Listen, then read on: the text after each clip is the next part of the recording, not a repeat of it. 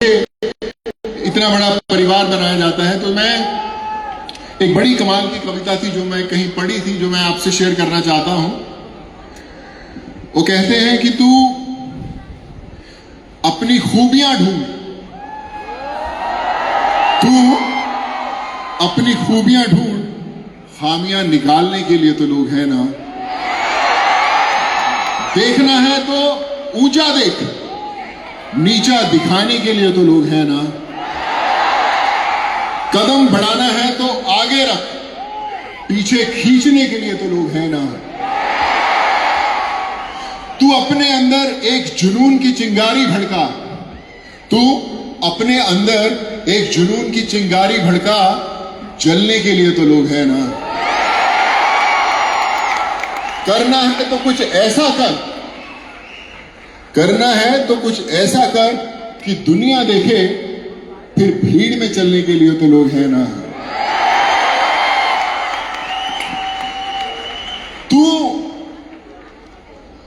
कुछ दुआएं कमा, तू कुछ दुआएं कमा, तू कुछ कोशिश कर, फिर तालियां बजाने के लिए तो लोग हैं ना। सो आप ये कोशिश करते रहिएगा, दुआएं कमाते रहिएगा, फिर देखिएगा पूरा देश नहीं पूरी दुनिया आपके लिए तालियां बजाएगी। और जब लोगों से इतना प्यार मिलता है तब इस बात का विश्वास होता है कि दुनिया के कितनी भी बड़ी फिल्म का हिस्सा बन जाओ, हजारों करोड़ बॉक्स ऑफिस नंबर कमा लो, लेकिन दुआओं से बड़े बॉक्स ऑफिस नंबर नहीं है।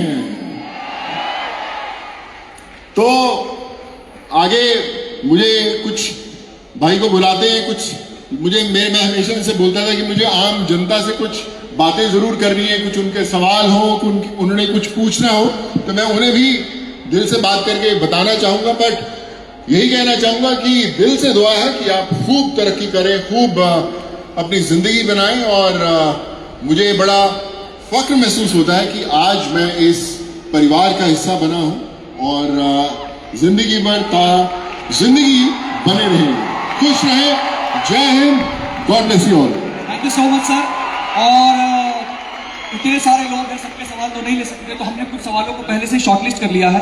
तो पब्लिक की डिमांड पे जो पहला सवाल आया वो ये आया है सर कि कोविड-19 के दौर में वो कौन सा ऐसा समय था जब आपको लगा कि हाँ मुझे अब आगे आना चाहिए और लोगों की मदद करनी चाहिए? देखिए, मैं हर रोज ईश्वर से इस बात का धन्यवाद करता हूं कि ऊपर वाले ने मुझे चुना। मुझे नहीं पता था कैसे, लेकिन मुझे याद है कि एक मुंबई में एक जगह है थाना, वहां पे एक चौक है जिसको बोलते हैं कालबा चौक। मैं हर रोज करते थे पाने के लिए। उस समय मैं एक परिवार से मुलाकात हुई जो कर्नाटका जा रहे थे। एक माँ, एक बाप, उनका छोटा सा बच्चा गोद में और एक बच्चा हाथ थाम के खड़ा था। और उन्होंने बोला कि हमें 10 दिन के फ्रूट पैक कर दो, हमें कर्नाटका जाना है। तो मैंने बोला 10 दिन कैसे जाओगे पैदल? सो बोले कि हम और कोई चारा नहीं है। तो मैंने उनसे बोला कि मुझे कोशिश करने दीजिए, मैं आपके लिए बसेस अरेंज करने की कोशिश करता हूँ। और फिर बहुत मशक्कत के बाद, बहुत भागदौड़ के बाद मुझे 2 दिन लगे सब परमिशन लेने में, बसेस लाने में। और उनको जब मैंने भेजा घर और मैं वापस घर आ रहा था, तो जब हजारों लाखों लोग फ्लाईओवर्स के पास नीचे सो रहे थे, गरीब पैदल चल रहे थे, तो मुझे जैसे अपनी फिल्मों में होता है हर चीज स्लो मोशन में दिखाई देती, तो मुझे भी हर चीज स्लो मोशन में दिखाई देने लगी। और मुझे लगा कि मुझे इन सबको घर भेजना है। और मैंने अपने परिवार से जब मैं घर पहुंचा तो मैं उनसे एक चीज का वादा किया था कि जब तक आखिरी माइग्रेंट को घर नहीं भेजेंगे हम लोग नहीं रुकेंगे। और फिर पता नहीं चला कि कब 7.5 लाख लोग जो थे हमारे थ्रू अपने घरों में पहुंचे। एक और सवाल आया है, और वो सवाल ये है कि सर जब सक्सेस आती है लाइफ में तो साथ में क्रिटिसिज्म भी आता है, फेलियर्स भी आते हैं, हर किसी की लाइफ का पार्ट रहा है सर। इन चीजों से आपने कैसे डील किया जब आप अपनी सक्सेस की जर्नी पे चल रहे थे? करती थी कि जिस रास्ते पर स्पीड ब्रेकर नहीं होते वो मंजिल तक नहीं जाता, और जिस रास्ते पे वो स्पीड ब्रेकर्स होते हैं तो तुम समझ लो कि सही मंजिल की तरफ वो जा रहा है। सो कामयाबी के साथ ऐसी तकलीफें जरूर आएंगी जो आपको रोकने की कोशिश करेंगी।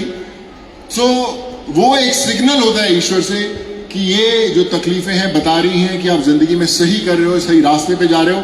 सो इसलिए तकलीफों से घबराना नहीं, तकलीफें आई तो समझ लेना मंजिल करीब है बॉस।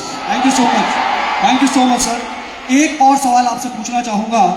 कई बार क्या होता है सर कि हम कुछ ड्रीम देखते हैं कि यहां तक पहुंचना है, हमारे सभी लोग ऐसा, इनके साथ भी होता है, हमारे साथ भी होता है कि ड्रीम देखते हैं यहां तक पहुंचना है, वहां तक पहुंच जाते हैं तो फिर लाइफ इजी लगने लगती है, और बहुत कम लोग होते हैं जो वहां से आगे बढ़ने की फिर सोच रख पाते हैं। तो सर इसको लेकर आप क्या कहना चाहेंगे कि जिंदगी में जो कुछ भी आपने अचीव किया आज तक, इसके आगे और क्या सर, और क्या मैसेज आप हमारे लोगों को देना चाहेंगे? देखिए, मुझे तो लगता है मेरी जिंदगी की अभी शुरुआत हुई है।